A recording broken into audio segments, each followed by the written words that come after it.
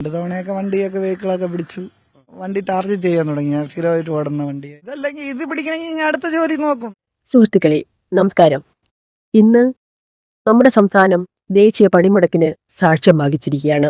പലയിടത്തും ജനജീവിതം സ്തംഭിച്ചു നിൽക്കുമ്പോൾ തിരുവനന്തപുരത്ത് നിന്ന് വരുന്ന ഒരു വാർത്തയും ഒരു മുഖവുമാണ് ഇന്ന് സോഷ്യൽ മീഡിയയിൽ വലിയ രീതിയിൽ ചർച്ചയാവുന്നത്. അത് മറ്റാരുമല്ല, മലയാളികൾക്ക് സുപരിചിതനായ യദു എന്ന ചെറുപ്പക്കാരനാണ്. ആ ചെറുപ്പക്കാരനെ നമ്മൾ കാണുന്നത് സ്വിഗ്ഗി ഡെലിവറി ബോയ് ആയിട്ടാണ്. പണിമുടക്ക് ദിവസം ഭക്ഷണം എത്തിക്കാൻ ഓടുന്ന യദുവിനോട് റിപ്പോർട്ടർ ചോദ്യങ്ങൾ ചോദിക്കുമ്പോൾ അദ്ദേഹം പറയുന്ന മറുപടി ഓരോ ജനങ്ങൾക്കും പ്രചോദനമാണ്. ഏകദേശം 1 മാസമായി യദു ഈ ഡെലിവറി ബോയായി വർക്ക് ചെയ്യുന്നു.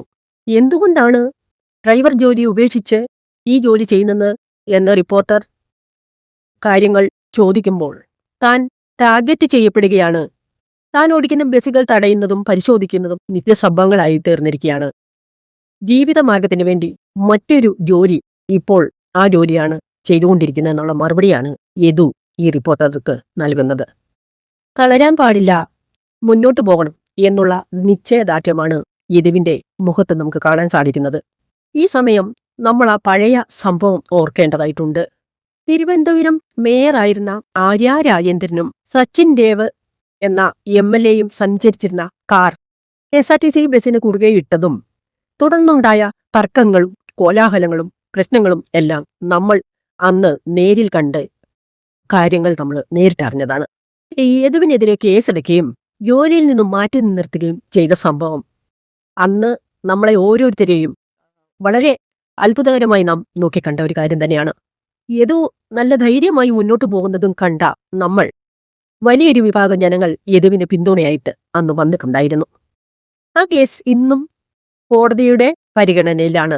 അധികാരി വർഗത്തിന്റെ നീരാളിപ്പിടുത്തം തന്നെ പിന്തുടരുന്നുണ്ടോ എന്ന ചോദ്യത്തിന് യദുവിന് കൃത്യമായ മറുപടിയുണ്ട്. താൻ ഒരു തെറ്റും ചെയ്തിട്ടില്ല എന്ന് യദു വിശ്വസിക്കുന്നു.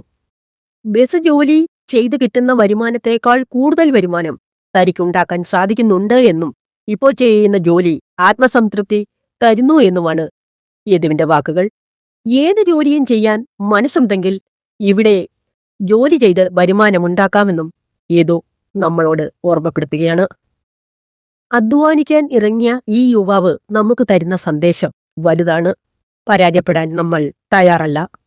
രാഷ്ട്രീയവും തർക്കങ്ങളും ഒരു വശത്ത് നടക്കുമ്പോഴും തന്റെ ജീവിതം കെട്ടിപ്പടുത്താൻ, തന്റെ ജീവിതം മുമ്പോട്ട് കൊണ്ടുപോകാൻ ഒരു ചെറുപ്പക്കാരൻ കാണിക്കുന്ന ആ പോരാട്ടം കാണാതിരിക്കാൻ നമുക്ക് സാധ്യമല്ല.